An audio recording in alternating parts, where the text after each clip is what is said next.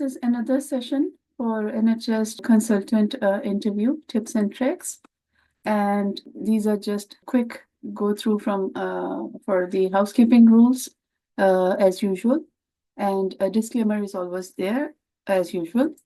And please practice and rehearse your interview answers because that will be helpful to perform in the best possible way is to prepare well and plan well. So please rehearse and practice. So 2 or 3 questions I will deal today. And again, we have to use the STAR technique. And that is situation, task, action, and results. Again, for situation and task. So these are for the behavioral questions mostly, and some of the clinical questions and competency-based. And situation and task should be 1 or 2-liner, and action and results should comprise 70 to 80%. And provide clear, concise, and relevant answer. Keep it conversational. Leave a bit of room for interviewer. May not be a lot of room, but the interviewer should be able to, interact or communicate if required. Don't speak like a robot and suddenly, just answering. Limit response to 2 minutes maximally, I would say. And so you should have some example set in your mind, because at the time you shouldn't be blank, you shouldn't be trying to think loads of answers, and think before you speak. So clarify your mind, grasp the question, ask for clarification if needed, and embrace the silence, but don't please remain silent for long. Okay, so about team player questions, they can ask you directly or indirectly. But what they want to know that, are you a good team player? And the people would be that they can ask you, like, as a consultant, how would you make sure that team is up to date? They can ask you about the specific example. They can ask you around what makes a good team player. So it's an indirect way. So you shouldn't just talk about the attributes of a good team player and that's it. No. Then you can say 1 or 2 attributes and give your personal example and personalized the question in a conversational way. And they can ask you that, give an example where you made a difference to the team. So it's such a difficult to assess skill, actually. And because it's observational and practical skill, which you see. And in interview, it's difficult to bring out if you don't know the person. And so don't, for yourself also, don't try to make the classic mistakes of talking about the skills of a good team player only, without talking about yourself.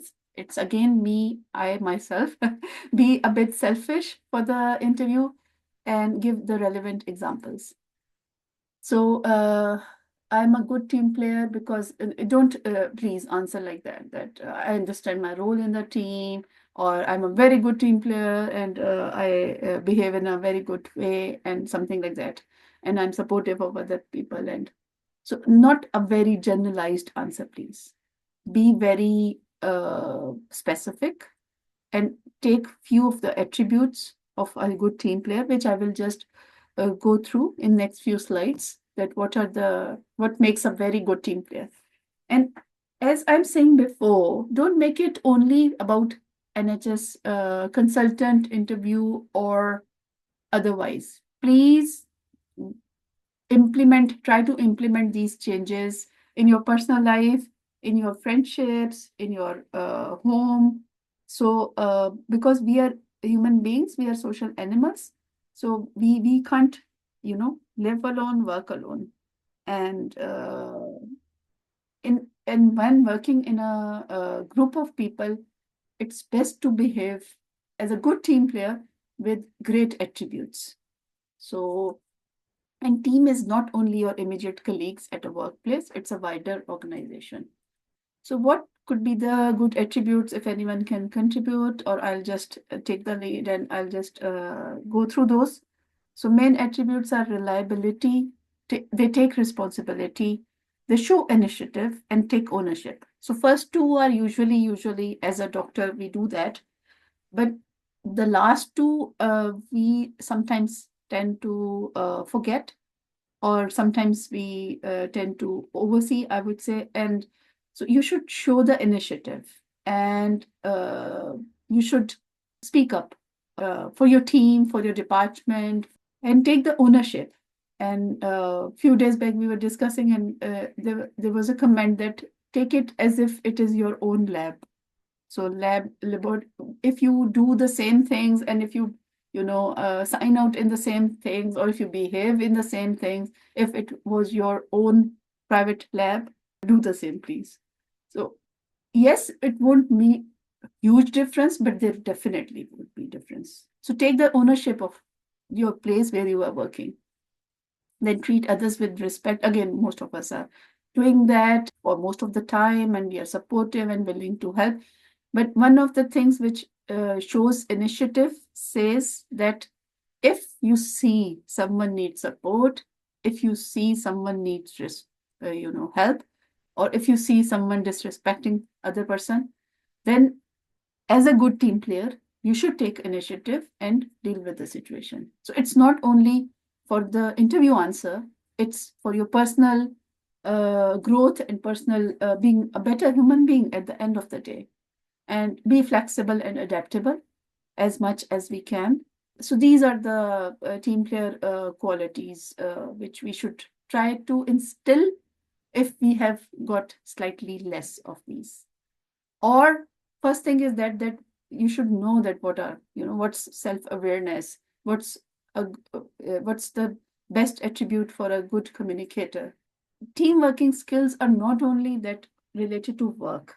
These are related to the people around us, about the communication, active listening skills, and respectfulness, reliability, and conflict management. So those are not only that you should be supportive of the team and, oh yeah, you are, of course, that is one of the attributes, but try to instill, try to develop, try to, grow those seeds in yourself. So compassion is one of the most important thing, and it doesn't make you a better team player or a leader, but also a very good human being. And it spreads positive emotions, and someone if having difficult time. So it's always, not always, but sometimes there are turbulent periods, and you should be compassionate and try to share the emotional burden. So I will tell you an interesting story. Yesterday, when I was making the presentation, I went through Forbes. You know, Forbes magazine for business, if anyone knows. So it's been there for 107 years, probably now. And then there were certain attributes for the team player, 15, I think they have listed. And it was very interesting read. So if you've got time, go through those also. So original name of the magazine was Forbes, devoted to doers and doings, and cultivate the genius in others. So it's very, yes, we are human beings, and yes, we are a bit selfish.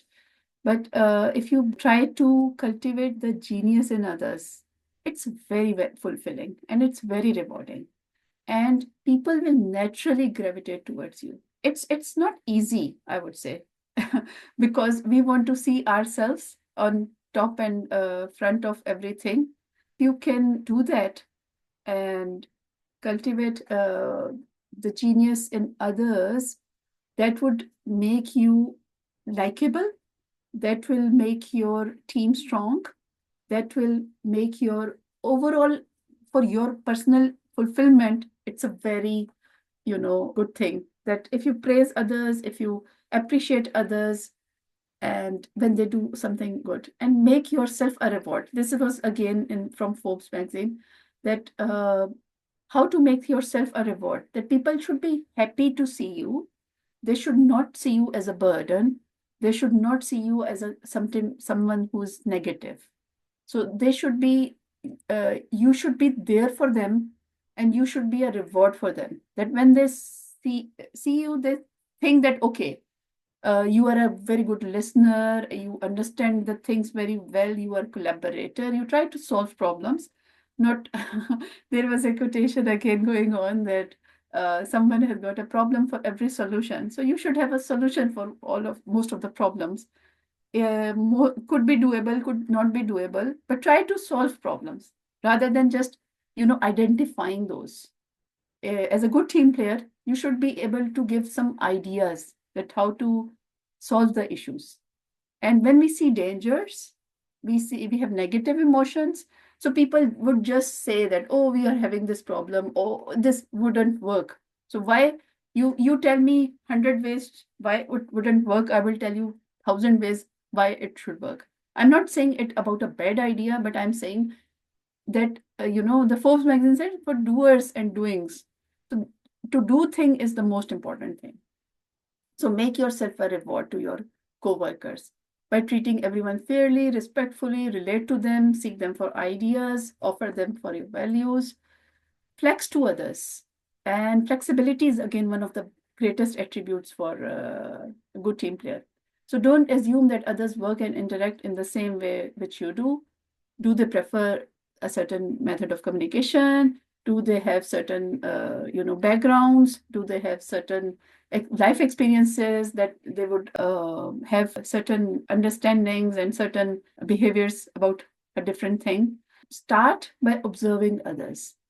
Do they want a pre-made before a meeting or embarking on a shift? Of course, as a histopathologist, we are not doing shifts, but if we are doing some everyday work, do they need to clarify their standing, what's going on in the lab, how much backlog is there? Some people would prefer, some won't. Some would not be, I'm not saying that be interested, but they won't. But as a team player, you should know where your lab stands. It's not only a clinical lead or head of department or a person in a leadership position's duty to have that idea. As a team member, you should have that idea, that where the people are standing, if someone is late, why they are late. I'm not saying go and probe each one's office, but try to be there, try to be present. So, but some people will work in different ways. So try to understand their work way and try to be flexible. So teams will definitely get done more. Never ever ever play the blame game. So games are very good. Games are fun. I love playing video games also. But blame game is not a game to be played, and it never has a winner. So if you aren't able to change the dynamics, perhaps it wasn't your first place to comment. So you shouldn't put blame on someone else. And don't throw your co-worker under the bus. So it doesn't feel good if you are thrown under the bus, or if you are the thrower. I would again say, for the limited time, you might save your skin, but for the long term, people would understand that you are always giving blame to someone else. So own your mistakes, own your faults, own your shortcomings, and be there for others. You can take examples from these actually. And then when the interviewer asks you a question, and time and again, I'm repeating that it's not only for NHS interview, which I say, these are very helpful for me personally. I would say that definitely if we go by the advice, by the the new knowledge which we are getting, we should make ourselves best version of ourselves every day. And even 1% improvement every day, they say that it accumulates to loads, and it should be persistent. So focus on collaboration, not just cooperation. So collaboration means that you are working towards a common goal, and you are, being a team player and putting in your effort. Cooperation means that yes, end goal is there and you are there to help, but some ownership maybe lies to the other person, with the other person. So it's cooperation is slightly different. Yes, being cooperative is very, very, very important, very useful trait, but collaboration is at a, I would say, higher place than cooperation. This builds goodwill, reciprocity, understanding, collaboration. And so you can always ask that, how can I help you, or do you need my help? or if you can just put a statement, and again, it's not please for only interview, be there for your colleagues, be there for your people, and also always focus on team goals, not personal goals. So if team goals are clashing and crossing paths with your personal goals, then team goals should come first, please. Yes, your personal goals should be there. Again, we have to be slightly selfish at certain times, but it shouldn't be only your personal goal, which is imperative to you. And I'm sure that once your team gets the benefit and gets the reward, it is their growth will be, your own growth will be a byproduct of success of your team.